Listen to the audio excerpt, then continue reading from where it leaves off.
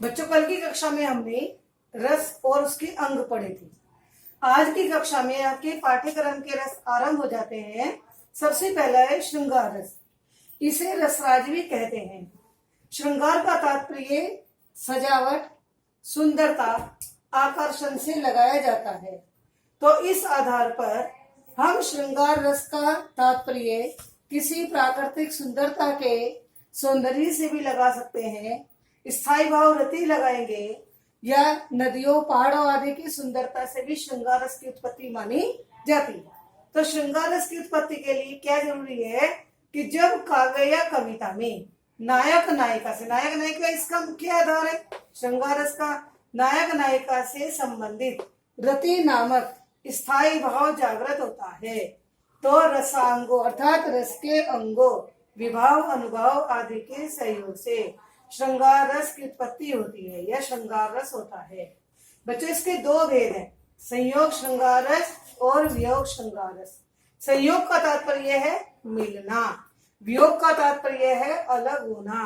तो पहला देखते हैं संयोग श्रृंगार रस।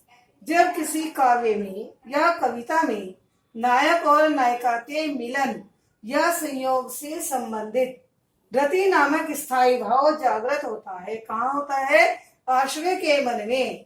आश्रय वह व्यक्ति जो मूल आधार है। आश्रय के मन में स्थायी भाव रति जागृत होता है, तो रस के अंगों, विभाव, अनुभाव आदि के सहयोग से संयोग श्रृंगार रस होता है। जैसे, ठीक है, जैसे कौन हो तुम बसंत के दूत, विरस पतझड़ में अति सुकुमार, घन तिमिर में चपला की रे, तपन शीतल मंद बया। अब ये श्रद्धा मनु का अंश है।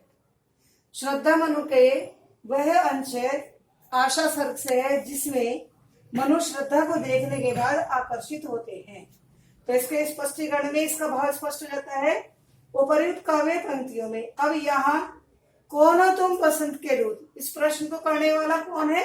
आश्रय तपस्वी मनु, स्थायी भाव रति। अब किसके कारण यह प्रश्न उत्पन्न हुआ है? वह है श्रद्धा। और इस प्रश्न को पूछने के लिए जो उद्दीप्त करने वाला, इस आकर्षण को बढ़ाने वाला कारण क्या है? वह उद्दीपन है एकांत प्राकृतिक स्थान। जो प्राकृतिक सौंदर्य से परिपूर्ण स्थान है, वह है मनु की इस जिज्ञासा को, इन बातों को बढ़ा रहा है। अब अनुभाव में शारीरिक चेष्टाएं हैं। शारीरिक चेष्टाएं क्या है? वे उत्सुक होकर श्रद्धा से प्रश्न पूछते हैं कि तुम बसंत के दूत के रूप में कौन हो? मेरे जीवन में वैसा ही आनंद दे रहे हो जैसे पतझड़ में, कैसे विरस, रसहीन पतझड़ में अति कोमलता बसंत का आगमन होता है। जैसे बादलों के घने अंधेरे में बिजली की रेखा चमककर सुंदरता को बढ़ाती है। जैसे भयंकर गर्मी की तपन में शीतल धीमी धीमी वायु बहती है। संचारी भाव क्या है? अब स्थायी भाव रति जागृत हो गया, जो रस की पूर्णता को प्राप्त हो गया। रस पूर्ण होने के बाद जो पानी के बुलबुलों की तरह से भाव चलने वाले हैं, वे संचारी भाव में चपलता, चंचलता, हर्ष, आनंद की अनुभूति, आशा, ये श्रद्धा के प्रश्नों से मेरे जीवन का संचार होगा आदि, ये संचारी भाव है। अब रस की पूर्णता कहाँ पर समाप्त होती है? यहाँ मनु के हृदय में श्रद्धा के कारण रति नामक स्थायी भाव जागृत होने पर रस के अंगों से या रसांगों से संयोग श्रृंगार रस। बच्चों, आपके पाठ्यक्रम में रस है। अब कोई भी रस तभी पूर्ण माना जाता है जब आप उसका स्पष्टीकरण लिखते हैं। पेपर में प्रश्न आता है कि उपर्युक्त में से या उन्मुख में से किसी एक रस का लक्षण और उसका उदाहरण लिखिए।